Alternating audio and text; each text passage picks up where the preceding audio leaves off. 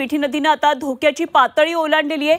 क्रांतीनगर भागामध्ये पाणी भरलेले आहे आणि नागरिकांना त्यामुळे सतर्कतेचं आवाहन केलेलं आहे। मिठी नदीचं पाणी आता कुर्ल्यामध्ये बाहेर पडू लागलेले आहे। क्रांतीनगर भागामध्ये पाणी भरलेलं आहे आणि मिठी नदीने धोक्याची पातळी ओलांडलेली आहे। मुंबईतल्या जे 4 महत्त्वाच्या नद्या आहेत त्यामध्ये मिठी नदी खरं तर मिठी नदी संदर्भातल्या मुंबईकरांच्या कटू आठवणी आहेत। 26 जुलैला जो मोठा पूर आलेला होता आणि त्यावेळी मिठी नदी कशी बाहेर पडलेली होती, पात्रा बाहेर पडलेली होती आणि मुंबईकरांनी बघितलेली त्या सगळ्या घडामोडी आहेत खरं तर। आणि त्यामुळे मिठी नदीने आता धोक्याची पातळी ओलांडलेली आहे। आणखी सविस्तर या संदर्भातले तपशील जाणून घेऊया। आमचे प्रतिनिधी कृष्णात पाटील सध्या आपल्याबरोबर जोडले गेलेत। कृष्णात, क्रांतीनगर भागामध्ये पाणी भरले असल्याचं कळतंय, नागरिकांना सतर्क राहण्याचं आवाहन केलंय। मिठी नदी आता पात्रा बाहेर पडती असं कळतंय।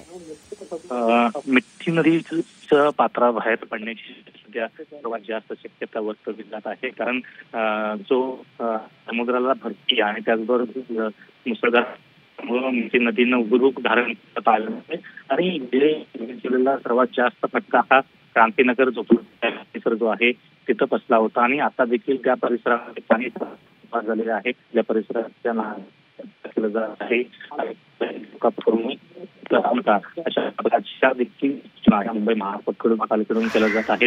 आणि आपल्याला माहित आहे की संपूर्ण पवई भागातून जेव्हा मिठी नदी येते ते तुथडी भरून आता सध्या वाहताना पाहायला मिळते आणि जेव्हा समुद्राला मिळते तेव्हा तिचं रूप आणखी उग्र झालेलं पाहायला मिळते। परंतु सध्या जे समुद्राला आलेली भरती पण आतून जाणारं पाणी याचा समुद्रात पाणी हे घेऊ शकत नसल्यामुळे मिठी नदीचं पात्र जे आहे ते बाहेर पडताना पाहायला मिळते।